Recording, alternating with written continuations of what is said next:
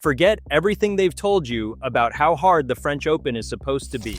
Tonight, the #1 player on the planet starts the cruelest tournament in tennis, and his first opponent is ranked 171st in the world. A wild card.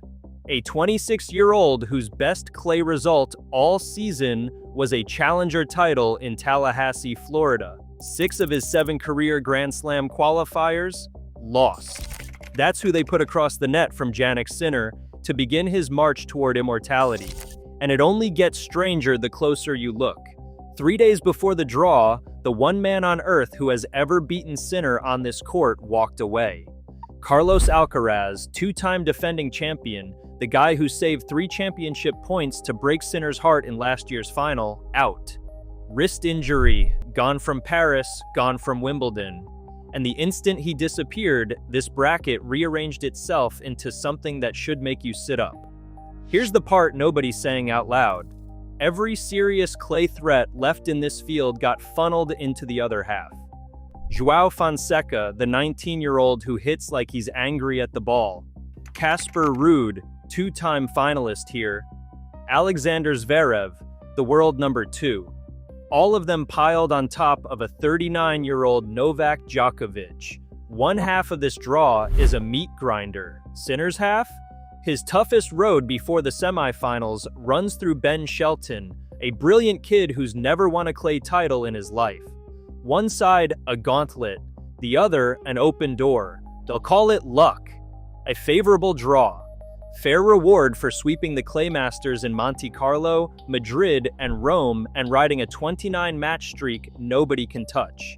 Maybe that's all it is. But this is the one trophy missing from his entire career.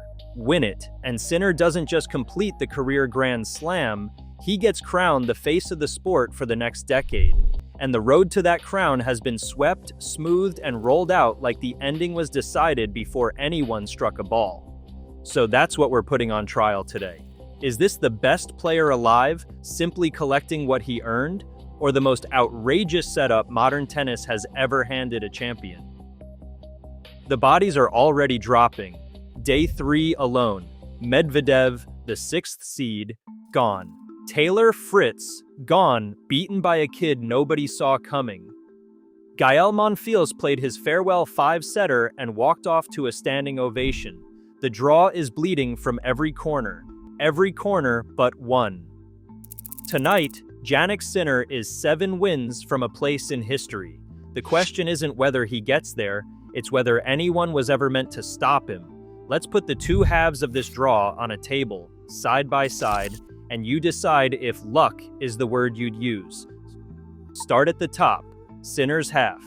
After the wild card tonight, his projected road reads like a gentle incline. A possible 3rd-round meeting with Corentin Moutet or the young Spaniard Martin Landelus. A 4th round against Luciano Darderi, a genuine clay grinder, credit where it's due. Fresh off a Rome semifinal, then a quarterfinal against Ben Shelton or Alexander Bublik. A semifinal most likely against Felix Auger-Aliassime. Read that list again and find the clay court killer. There isn't one. Shelton is a phenomenal athlete with one of the biggest serves in the game and 0 clay titles to his name. Bublik is a showman whose magic shows up on faster courts. Auger-Aliassime is dangerous everywhere, lethal nowhere on dirt. Darderi is the only true clay specialist in Sinner's entire path, and he's a 4th-round hurdle, not a final boss. Now drop to the bottom half. The one Sinner doesn't have to touch until the final. This is where they put everyone. Novak Djokovic, 24 majors, chasing 25, opened against a 6'8" French bomber, got through, and now runs into João Fonseca, whose forehand might be the most violent shot in the tournament. Survive that, and Casper Ruud is waiting. 2-time Roland Garros finalist. More clay court wins than any man alive since 2020. Clear him, and Alexander Zverev, the world '2, sits in the semi-final. Say that out loud. One half of this bracket holds Djokovic, Fonseca, Ruud, and Zverev, 4 of the most dangerous clay players in Paris, stacked on top of each other, forced to bleed each other dry round after round. The other half holds Jannik Sinner and a clear runway. That's not a subtle tilt, that's a seesaw with a piano on one end. And here's the detail that turns a raised eyebrow into a real question. When Alcaraz pulled out, the seedings reshuffled and Zverev moved up to number 2. By the rules of a draw, the number 2 seed is placed in the opposite half from the number 1, from Sinner automatically. So the single best obstacle left in the entire tournament was guaranteed by the structure itself, never to cross Sinner's path before the final Sunday. The system didn't just permit the imbalance, it built it. Now let me make the honest case against my own thesis, because Sinner has earned that much. Draws are random. A computer and a bowl of numbered balls do not conspire. Sinner did not rig anything, does not pick his side, and would be the favorite no matter where he landed, because a 29-match streak and a clean sweep of the clay season is not an accident. He is the world number 1 on merit. If you are the best player on earth, an open draw is not a scandal. It is a Tuesday, and the brutal bottom half is not a plot against anyone either. It is just where the balls fell. Ruud might knock out Djokovic. Zverev might lose to Fonseca in straights. Chaos cuts every direction. All true. Hold on to it.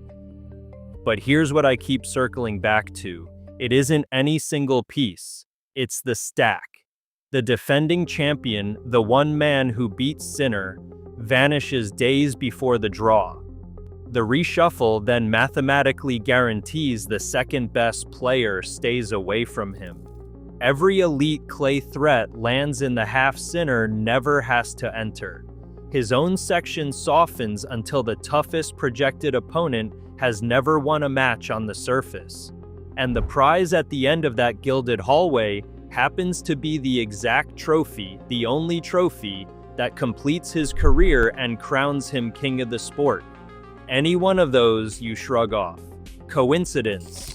All 5 landing at once, all pointing the same way for the one player the entire tennis world is ready to anoint? At some point, coincidence starts to look like choreography. I'm not telling you it is. I'm telling you it's fair to ask why it looks so much like it. The players feel it too, they just phrase it politely. Read the previews from inside the sport, and the verdict is unanimous. With Alcaraz gone, nobody left can beat Sinner over 5 sets. Djokovic himself, asked in Paris whether the absence makes Sinner the favorite, didn't dodge. He said plainly, Sinner's chances are better now. When a 24-time major champion concedes the bottom half is a survival contest while the top half is a coronation march, that stops being a conspiracy theory. That's the room reading itself out loud. So look at the table one more time. 2 halves, same tournament, same 7 matches to the title. One side they put a gauntlet, the other side they put Jannik Sinner and a door held open all the way to the final. So here's where it actually leaves us. Tonight, when Sinner walks onto Chatrier under the lights, you won't see any of this. You'll see a great player against a man ranked 171st. It'll probably be over in straight sets, and tomorrow's highlight reels will call it routine, another step, inevitable. But now you know what's underneath the routine. The one man who could stop him is home in a wrist brace. The reshuffle pushed the second best player on the planet into the far half by rule, not by chance. Every clay assassin left in this tournament is busy trying to eliminate each other in a bracket. Sinner doesn't have to enter until the final ball of the fortnight. And I'll be straight with you, same as I've tried to be the whole way through. None of that is proof of a plot. Draws are random. Sinner didn't build this bracket, didn't ask for the gift, and would almost certainly be the favorite wherever the balls fell. Because a 29-match streak and a clean sweep of the clay season is not luck, and the man has earned every ounce of the respect he's getting. That's the honest tension. The most dominant player alive handed the cleanest possible road to the one prize that's eluded him, and no way to ever truly know whether the road was destiny or design. So I'm throwing it to you, and I want the real answer, not a lazy one. If Sinner lifts this trophy in 2 weeks, Does it count the same as the others? Does a career Grand Slam completed with his greatest rival injured and every threat quarantined in the opposite half carry full weight? Or does a small asterisk live next to it forever? Be specific. Tell me the one thing that would make it count fully in your eyes. Beating Zverev in the final? Or does it not matter at all because you can only beat who shows up? Or, be honest, do you think I've talked myself into seeing a pattern in pure randomness, and this is just what dominance looks like? Make the case. I'm reading everyone, and I'll pin the sharpest argument from each camp, the "he earned it, end of story" side against the "wake me when the draw's fair" side. Because in 2 weeks, one of two things is true. Either Jannik Sinner completes the most flawless coronation tennis has seen in a generation, or this draw cracks open, one of those bodies in the bottom half climbs out, and everything we just laid out gets flipped on the biggest stage in the sport. Either way, we're following it to the last ball. See you when the next domino falls.